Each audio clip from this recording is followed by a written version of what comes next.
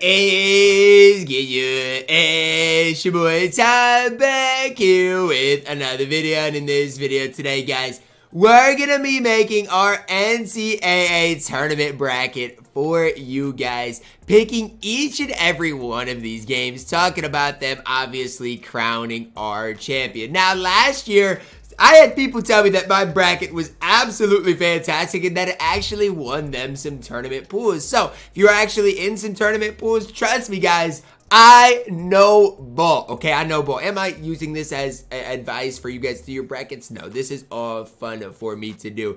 But I'm just saying I actually did have a lot of success last year. First up, guys, we got UConn versus Stetson. And I mean, this one, I don't know, does it get any easier? I mean, Stetson was 11-5 in the A-Sun. Meanwhile, the A-Sun doesn't have anybody that could, I mean, even go out there and at least compete with UConn. So, like, I'm sorry to Stetson, I really am. But they're not getting the job done versus UConn.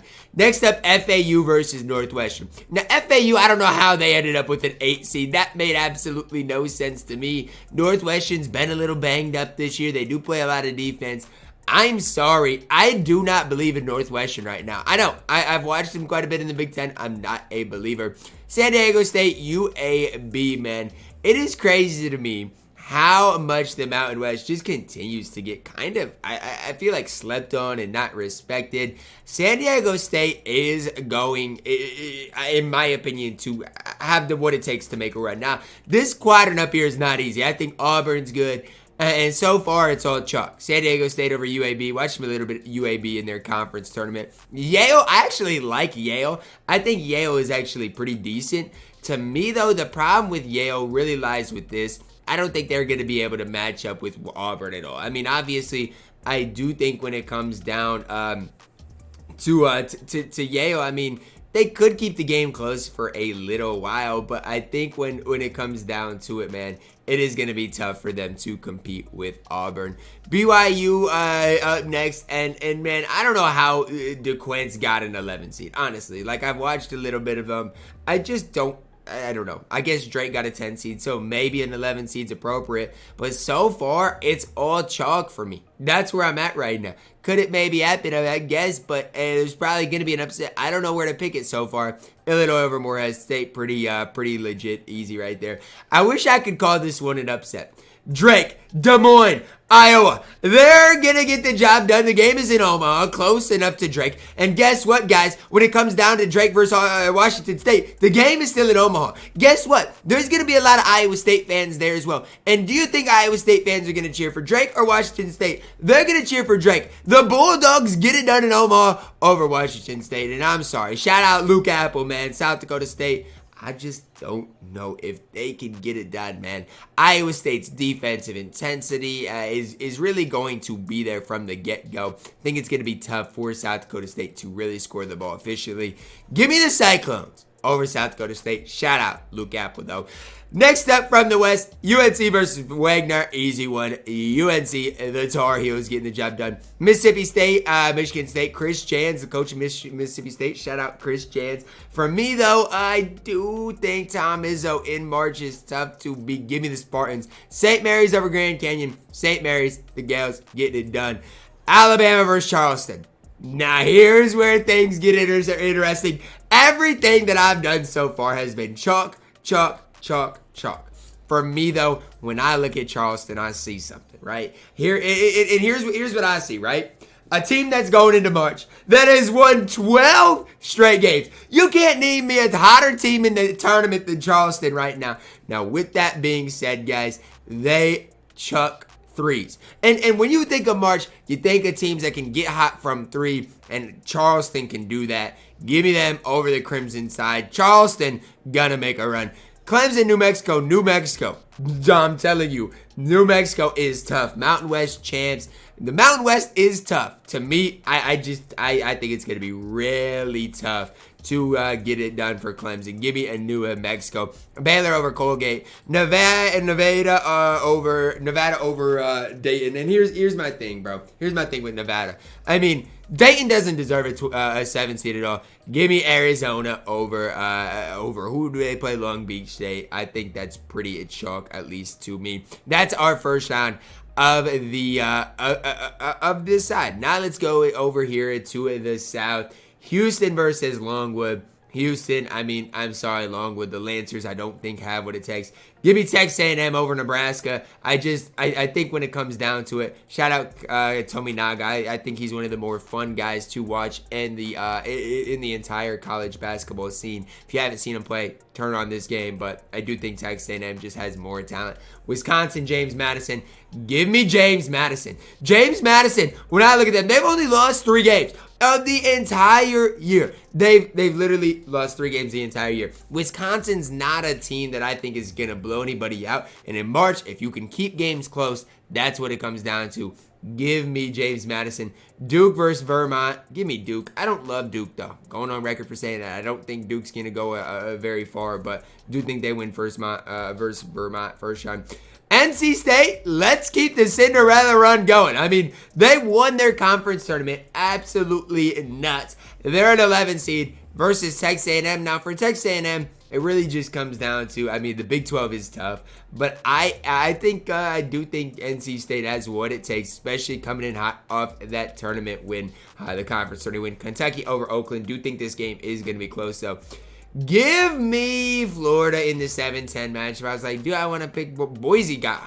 They got a bad seed there. If they end up facing Boise State, could get interesting. Marquette over Western Kentucky. Purdue, 16 seed this year, not going to get it done. Utah State over TCU is who I'm going with as well. Again, I just think the Mountain West is super disrespected for no reason this year. Gonzaga versus McNeese here. And here's the thing.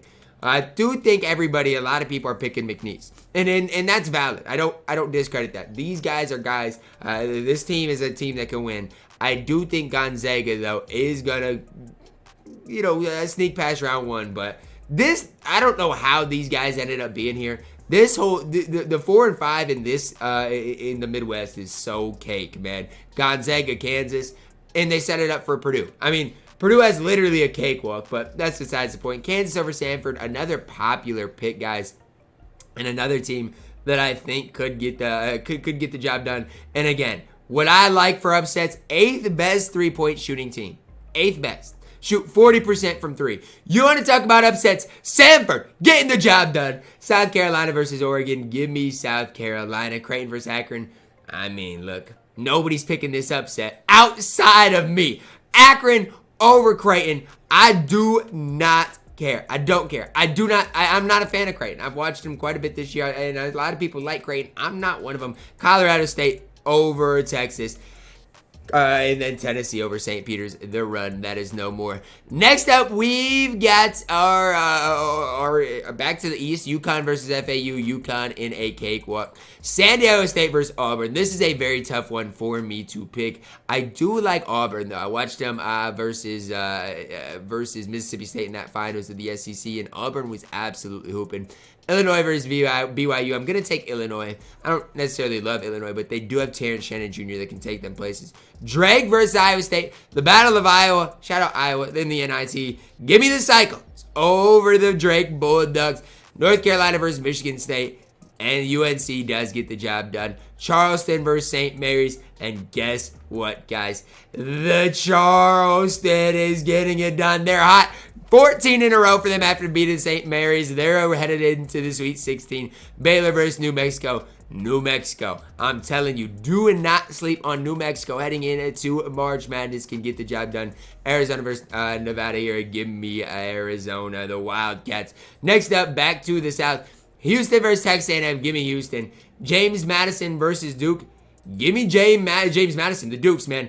Again, 31-3. They're not going out without a fight. They've got a lot of guys that can do some things. Give me the Dukes from James Madison. NC State versus Kentucky. Give me the Wildcats. Florida versus Marquette. Going with Marquette there. Purdue versus Utah State. Give me Purdue. Gonzaga versus Stanford. Give me Stanford. The Cinderella run of Stanford continues on here. 29-5, great 3-point shooting thing, and I'm just a team, and I'm not a fan of this quadrant. If you want to pick upsets, whether it's McNeese, whether it's Stanford, I think this is the quadrant to do it. South Carolina headed to the Sweet 16 with the win over Akron, and Tennessee on to that Sweet 16 with the win over Colorado State. Now's when things get interesting. Sweet 16 time. UConn versus Auburn. Give me UConn. Iowa State versus Illinois. Do think Iowa State's defense does prevail there. UNC versus Charleston. Sorry, Charleston's run does come to an end. New Mexico versus Arizona. Give me the Wildcats from Arizona. Houston versus James Madison. Give me Houston. And it's looking like it's a lot of chalk right now until we go the Wildcats over Marquette, advancing to that Elite Eight. Samford, your run comes to an end. South Carolina versus Tennessee. Give me South Carolina. Now, I know a lot of people are going to be like, oh, but they lost by 31 points. And listen. It just comes back to this. They do not play well against Auburn. And that's what everybody figures out. Oh, well, they stink versus Auburn. I get it. They lost by 31 to Auburn in the SEC semis. They lost by 40 a month ago. But when they do not match up versus Auburn, they absolutely hope. Give me the Gamecocks there to make the Elite Eight. Iowa State, UConn. Give me the Cyclones. The defense does prevail. North Carolina, Arizona. Caleb Love loves him. That rematch, man, does advance to the Final Four. Houston versus Kentucky. Give me Houston. Defense does prevail. Purdue versus South Carolina. And Big Zach Edey finally gets Purdue at 2 of that Final Four. Got a battle of the 2s versus the battle of the 1s. Iowa State versus Arizona. Give me the Cyclones. I'm from Iowa. I do not care. Give me the Cyclones to advance over Arizona. Houston versus Purdue. And this is one that Houston's defense is too overpowering for the Purdue Boilermakers. And a rematch of what was the Big 12 tournament. Houston gets its revenge. Sweet revenge over Iowa State by a score of 61-57. Houston is my winner of the NCAA tournament this year. That's going to wrap it up for my bracketology, guys. Let me know your thoughts on it down below in the comments. Drop a like on the video, subscribe if you are doing as always, man. I love you guys, and have a blessed day.